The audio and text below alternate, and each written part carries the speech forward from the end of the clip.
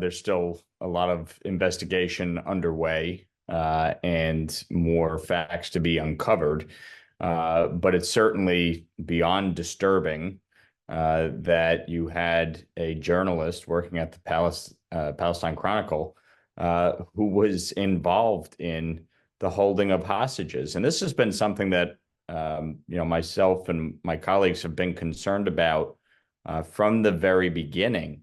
When you go back to October 7th and see that you had photojournalists and others who were on the scene almost immediately when the attack unfolded. And so seeing kind of the propaganda that has come out of those in Gaza, those affiliated with Hamas, and the information that has been put out to try and sow dissension and turn the world against Israel as they seek to defend themselves and get the hostages released, obviously is disturbing. But to find out that a journalist, quote unquote, was engaged in the holding of hostages is deeply troubling. And that's why myself and my colleagues have called for the 501c3 status to be revoked and to make sure that we certainly, as the United States government and U.S. taxpayers, are not giving benefits in any way to entities or organizations affiliated with terrorism. Well, the People's Media Project, which is the 501c3 overseeing the Chronicle, needs to have their 501c3 status revoked. We passed legislation spearheaded by David Kustoff back in April that would remove the tax-exempt status. We passed it through the House. It is sitting on Chuck Schumer's desk, another piece of legislation critical to supporting our allies that Chuck Schumer is just sitting on because of politics. This is a bill that should easily pass overwhelmingly. There were only 11 votes against it, the squad. Everybody else in Congress supported it. So there's no reason why, this bill shouldn't pass with overwhelming bipartisan support in the Senate. And the administration should be directing the IRS certainly to investigate, along with the Department of Justice, to dig into the facts here. And again, when propaganda put out by Hamas or by affiliates of Hamas to try and say, oh no, we had nothing to do with it. Well, whose house did they find these hostages in? I mean, this isn't rocket science. This can be pretty easily cleared up. And I think that's really what it comes down to from my vantage point.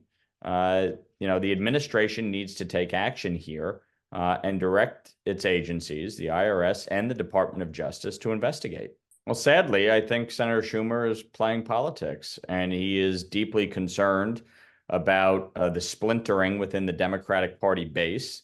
The fact that you have a pro-Hamas apologist wing of the Democratic Party in states like Michigan and Minnesota, and they're concerned about how that will impact their electoral chances in November. And so they're trying not to put bills on the floor that will divide the Democratic Party.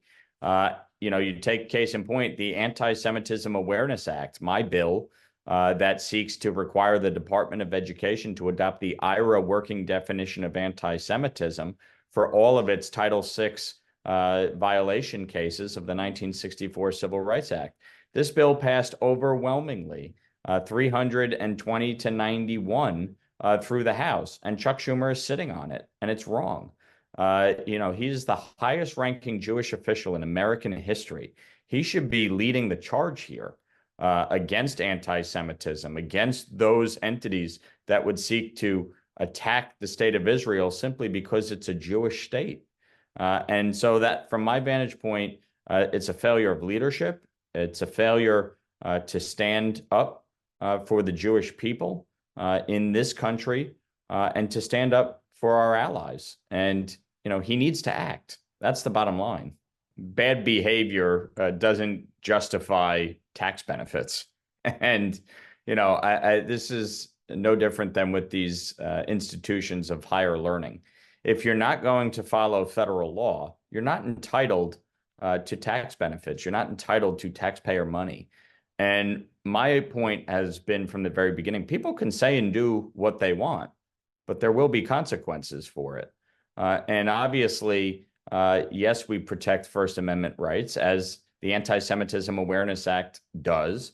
It has constitutional protections written into the bill. It doesn't prosecute or prohibit or prevent or criminalize.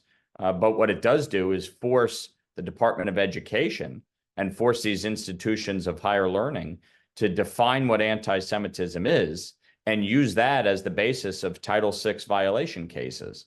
And so, at the end of the day, to me, yes, people have a constitutional right to free speech. They have a constitutional right to protest, and they can do so.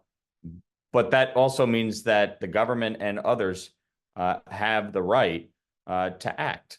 And if you are in violation of federal law, if you are aiding and abetting terrorism, then there will be consequences for that. And that really is the point.